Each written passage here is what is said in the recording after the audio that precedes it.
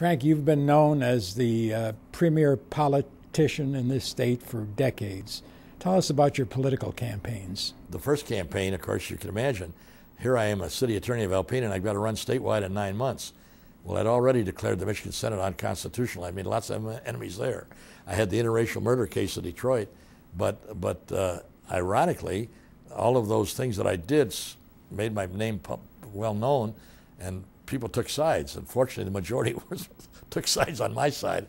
But then I had to conduct this campaign. I didn't know much about it, so I came up with the idea of having, how are you going to get your signs noticed where other people's signs aren't noticed? So I came up with this idea of a rocket. We were talking about maybe getting to the moon, and the Russians would beat us. So I had a big rocket designed with Kelley on it, red, white, and blue letters of a big rocket. And I had billboards, signs about this big, like this big. And I'd got my friend the sheriff of Wayne, or the fireman, the firefighters union. No better people on ladders than firemen, right? So the firefighters said, we're going to endorse you. Not only are we going to endorse you, I said, well, will you put up my signs? Whoa, sure, we'll put up your sign. And all I did is buy coffee and donuts for about 400 Detroit firemen. And they put my signs all over 3 counties in Detroit. And then I went ahead and bought billboards with the rockets about half a block long with the name Kelley on it. And it created quite a stir. And I managed to survive that election. I won by 150,000 votes. What was your most difficult campaign? Well, the most sorrowful campaign was the last one that you and I were in, and that's when I ran for United. The only election I ever lost was when I ran for United States Senator in 1972 against Robert Griffin, the incumbent senator. He had already beaten G. Bennett Williams 6 years before, and I was supposed to take on Senator Griffin and beat him. Well, ironically, I use that word a lot, but there's a lot of irony in life.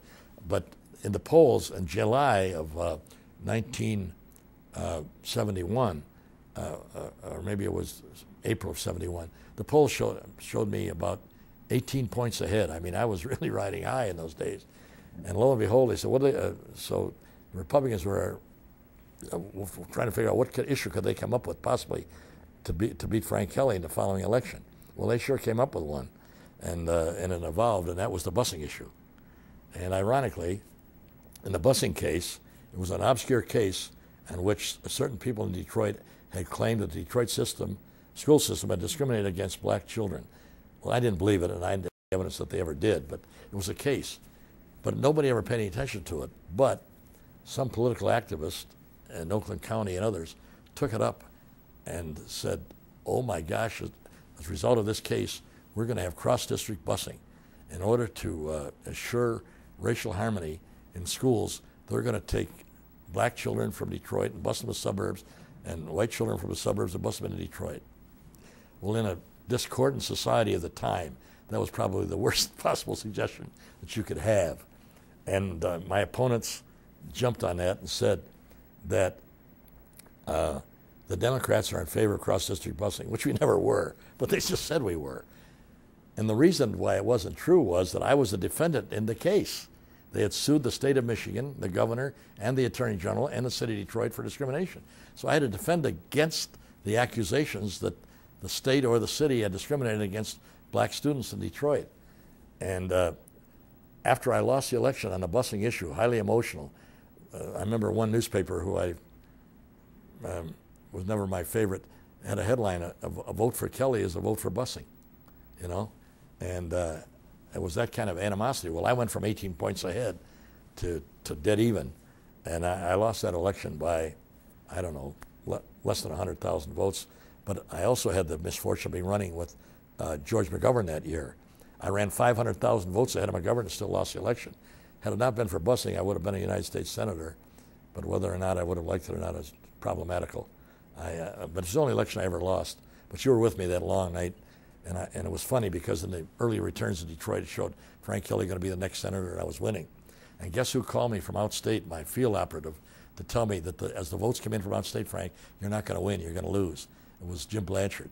He had the job of calling me at my suite in Detroit to tell me, you're going to lose the senatorship.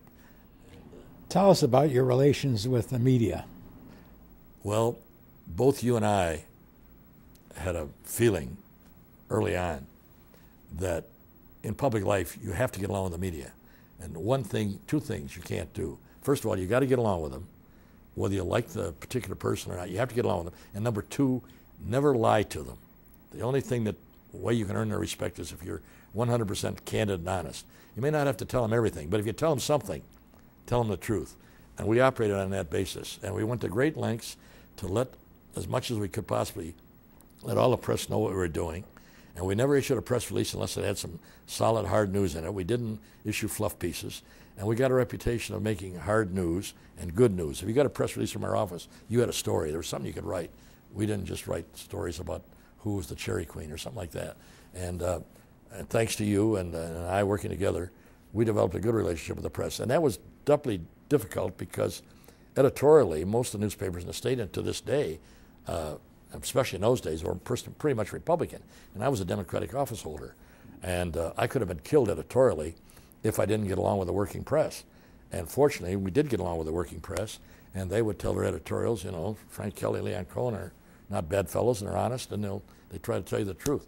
So I think that was one of our saving graces, that we were able to get along with the press early on as two young public lawyers. Frank, dealing with the media, but also dealing with other politicians, what about the issue of civility over the years? Well, as I said, in the problem with George Romney, we went to great lengths to promote civility, and we did. We had to issue that document, which we both agreed to, and he signed, because we wanted to be civil. We thought it was the way to be. That civility was important. You had to have mutual respect for each other. You can agree in a society, but democracy, the idea of a democracy is based on the idea of compromise. You cannot have a democracy unless somebody compromises. Our founding fathers understood that in the Federalist Papers. You couldn't get people farther apart than Alexander Hamilton and Thomas Jefferson. They were ideologically miles apart, but they weren't going to engage in fisticuffs or physical animosity. They knew in a democracy, compromises had to be made. Hamilton made compromises. Jefferson made compromises. Washington made compromises. They all did. That's the way democracy works. The will of the majority within constitutional frameworks without hurting the minority has got to prevail. You've got to compromise. And in order to do that, you've got to be civil towards each other. You know, like in England with the parliamentary system, the learned opposition or the loyal opposition, very differential to each other. They may shout once in a while, but they always use terms of civility. And we always try to do that. And we went to great lengths. So we had a civil relationship with the governors and all of our department heads. I don't think I ever had a major uncivil moment with any of the department heads of the state. And with Governor Romney, we developed a cordial relationship eventually. Certainly had a cordial relationship with great respect. And if, for example, if the governor was asked an embarrassing question about me, you know, publicly, say, well, Frank Kelley is about to do this. Do you agree with that? Well, the governor would say, I'm not going to comment on that. I will speak to Mr. Kelley, and I'll find out what the situation is. And after I talk to Mr. Kelley, you know, it was civil about it. It would never let me be blindsided, nor would I let him be blindsided. And we're always cordial. And my relationship with Governor Engler, philosophically, we're 180 degrees apart, philosophically, politically, not socially. But I got along with him. And if he wanted to do something and it was legal, I would fight for his right to do it, even though I disagreed with it. And he knew that. So at the end of 8 years, when I left as Attorney General, resigned, or served my term and left office, he gave me a beautiful silver service, and he gave me, to show his appreciation, he appointed me as a member of the Mackinac Island Park Commission, which is a very nice appointment, which I still have. And no matter what, you're right. But I'll tell you, civility has been leaving the political scene, and we have an ugly situation developing in this country. Some people, unfortunately, some national pundits are now comparing the national political attitude towards the attitude before the Civil War. And that's indeed unfortunate. You can't have a democracy without compromise and civility. You just can't have it.